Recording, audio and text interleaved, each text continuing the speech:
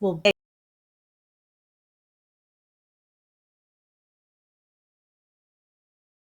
for once and all.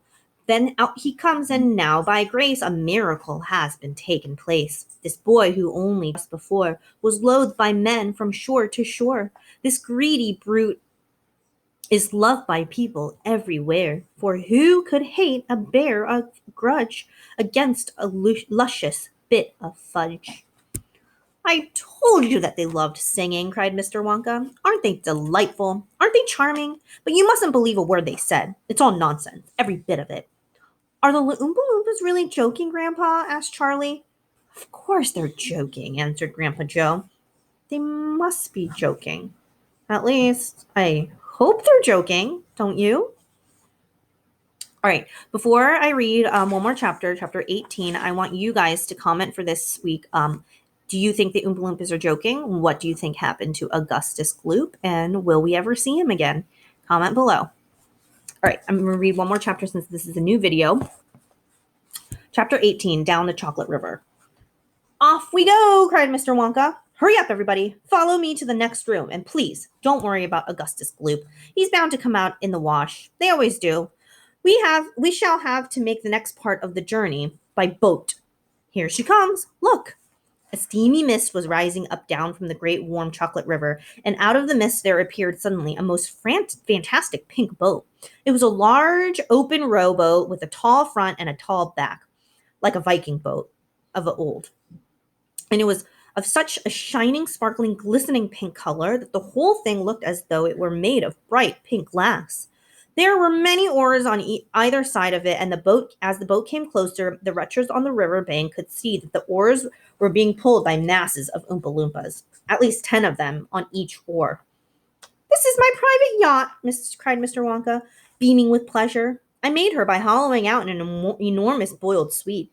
Isn't she beautiful? See how she comes cutting through the river? The gleaming pink boiled sweet goat glided up to the river bank. 100 Oompa Loompas rested on their oars and stared up at the visitors. Then suddenly, for some reason, best known to themselves, they all burst into shrieks of laughter. What's so funny? Asked Violet. Oh, don't you worry about them, cried Mr. Wonka. They're always laughing. They think everything's a colossal joke.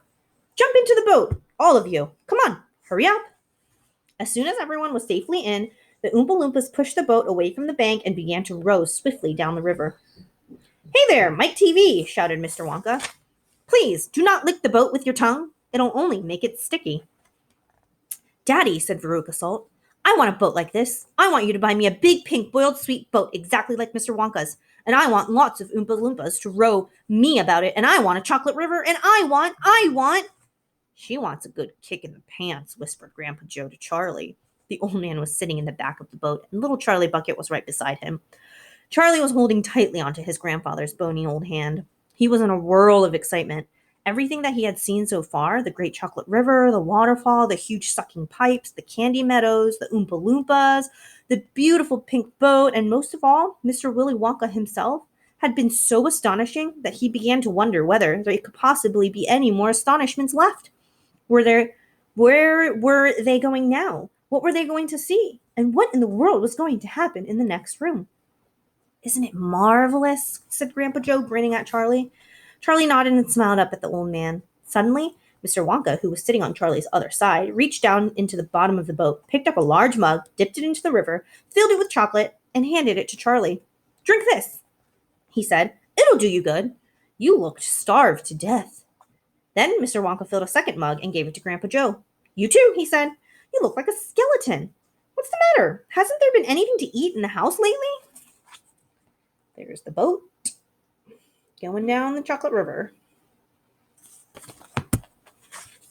Not much, said Grandpa Joe. Charlie put the mug to his lips, and the rich, warm, creamy chocolate ran down his throat into his empty tummy. His whole body from head to toe began to tingle with pleasure, and a feeling of intense happiness spread over him. You like it? Asked Mr. Wonka. Oh, it's wonderful, said Charlie. The creamiest, loveliest chocolate I've ever tasted, said Grandpa Joe, smacking his lips. That's because it's mixed by waterfall, Mr. Wonka told him. The boat sped on down the river. The river was getting narrower. There was some kind of dark tunnel ahead. a great round tunnel that looked like an enormous pipe, and the river was running right into the tunnel, and so was the boat. "Row on," Mr. Wonka said, jumping up and waving his stick in the air. "Full speed ahead!" And with the Oompa Loompas rowing faster than ever, the boat shot into the pitch-dark tunnel, and all the passengers screamed with excitement. "How can they see where they're going?" shrieked Violet in the darkness. "There's no knowing where they're going," cried Mr. Wonka, hooting with laughter. "There's no earthly way of knowing which direction they are going. There's no knowing where they're rowing or which way the river's flowing. Not a speck of light is showing, so the danger must be growing, for the rowers keep on rowing, and they're certainly not showing any signs that they are slowing."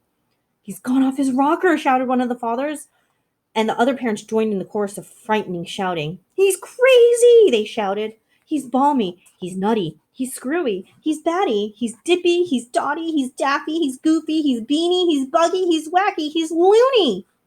"No, he is not," said Grandpa Joe. "Switch on the lights," shouted Mr. Wonka.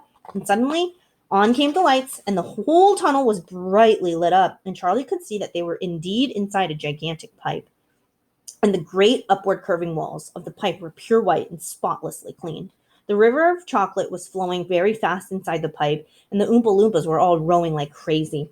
And the boat was rocking along a furious pace. Mr. Wonka was jumping up and down in the back of the boat and calling to the rowers to row faster and faster still.